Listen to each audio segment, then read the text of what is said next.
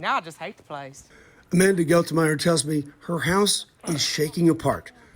First, we look at the outside, where siding has come off and almost all the windows are broken. She says they've stopped trying to fix the house because it just happens again and again.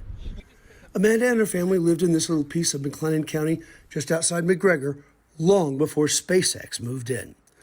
They're the second closest house to the rocket testing stands, just over 1.5 miles. At first, they were excited about the space program. When the noise started and came with maddening regularity, it became annoying. Last fall, the family says it got unbearable. Mama, you want to show this young man some of the damage that we've come across? They say outside damage started coming inside with the increased and longer testing. You can actually see outside now. During the daylight, well, pictures falling on the ground too.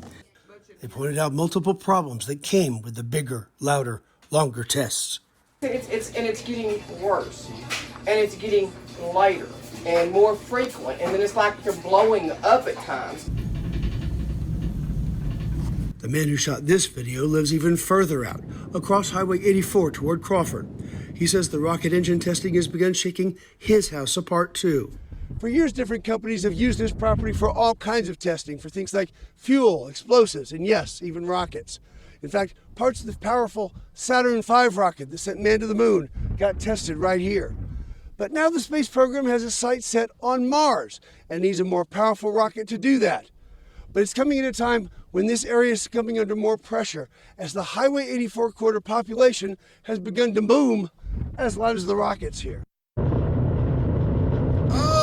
Since the stepped-up testing of the Raptor rocket engines began, Amanda and her family say the damage got worse. Take a look at the home's foundation. More than an inch out of alignment. It reminded me of something. It reminded me of earthquake damage. Makes sense, right? Powerful rumbling, just like the Earth makes. But these waves travel through the air. Well, it turns out sound waves and seismic waves are identical. But seismologist Dr. Ben Dewan of Texas A&M University says only to certain earthquake waves. We say seismic waves include one type of wave which is similar or same as sound wave, but this type of seismic wave does not really cause much damage. Dr. Dewan points out the similarity comes in so-called earthquake P waves, or the early warning waves. Actually, when I say the P wave, that's compression wave, that's this one, this guy. Very early part, very early, that's pretty quiet, no big earthquake. Right. This earthquake wave come here, this is a P wave. This is really equivalent to sound wave. Okay. But really damage caused mainly by S wave, we call shear wave, and particularly those large amplitude surface waves. And those shear waves are very different from sound waves. Another seismologist I talked to says sonic booms, even a heavy truck driving by, can have the same kind of effect, but they don't last as long. Amanda remains convinced the rocket testing at SpaceX caused this damage. She says it's the only thing that could.